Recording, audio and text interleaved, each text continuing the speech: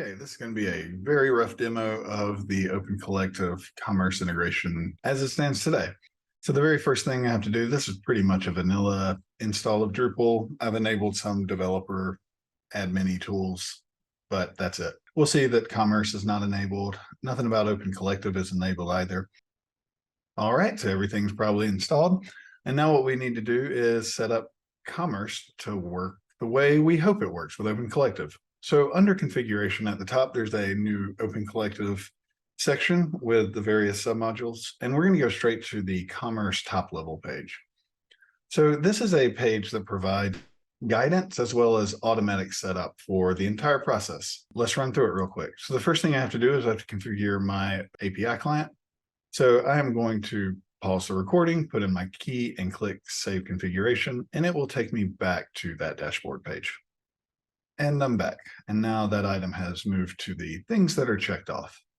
So next we have to set up order type, order item type, stores, and a few other things that will get us working. So we can just go down this list. A lot of it is automatic. So now we should have an OpenCollective order type and an OpenCollective order item type.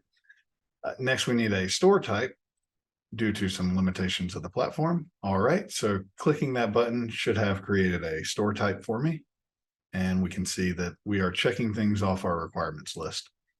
Next, we need to make a store, which is a manual process. So I'm going to name the store after my collective. It is this. And your collective slug is that part of your URL. Okay, let's see, I'm using the dollar. And I have an address. All right, that'll take us back to the dashboard, this setup guidance page. And now we have a store. Next thing we need to do is set up a payment gateway for OpenCollective. So I will click Create Payment Gateway. And now that is done. And the last thing for as far as setup goes is we need to create the event product variation type. The way that this is working at the moment is that an event is a product type and an event ticket is a product variation type. So let's go ahead and click that button to get us our last automatic setup done. Great. Okay. And now let's review all this stuff that happened. So we won't take too long, but under commerce and configuration, let's just go to that top level page. We can see that we should now have a product type called OpenCollective Event.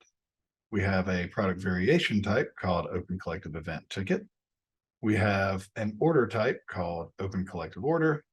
We have an order item type called OpenCollective Order Item. We have a store type. Looks like I'm debugging some output here, no big deal. We have a store type called OpenCollective Commerce Store. We have a payment gateway that is using the OpenCollective contribution flow payment gateway. And it is configured as far as it'll go out of the box. So it is limited to OpenCollective stores. And that's sort of the glue that ties a lot of this together so that things work. And it doesn't conflict, hopefully, with any other commerce you may have on your site. So now that that automatic configuration is complete, let's go back to that OpenCollective Commerce dashboard, and we can go ahead and sync all of our events directly into Drupal. So here in my collective, I have one event called Test Event, and it has 3 tickets. It also has contributions, but contributions aren't ready at this time. So we are going to sync all of my events, which is just one, and all of the events tickets to Drupal. So I'll click Sync Events, and that should be done.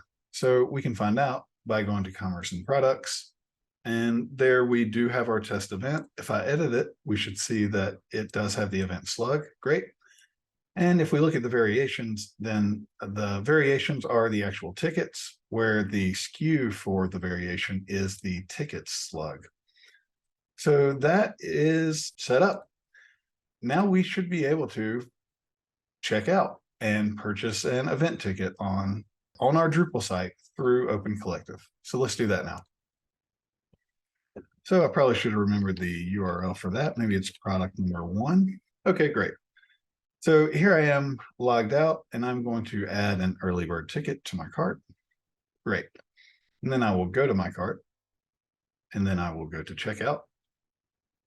And then it'll ask me who I am. And for now, well, I'll continue as a guest. It's going to ask me some information and continue and review. So the checkout flow is still very stock at the moment.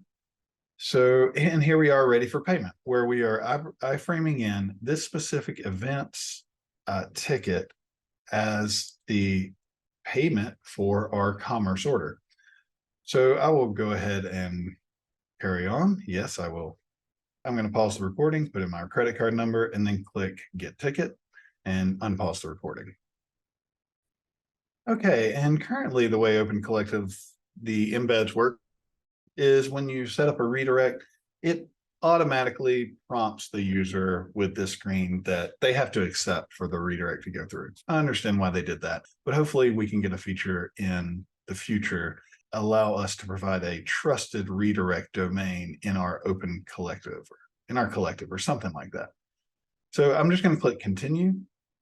And now checkout is complete. I have a real order number in Drupal. I should carry on creating my account.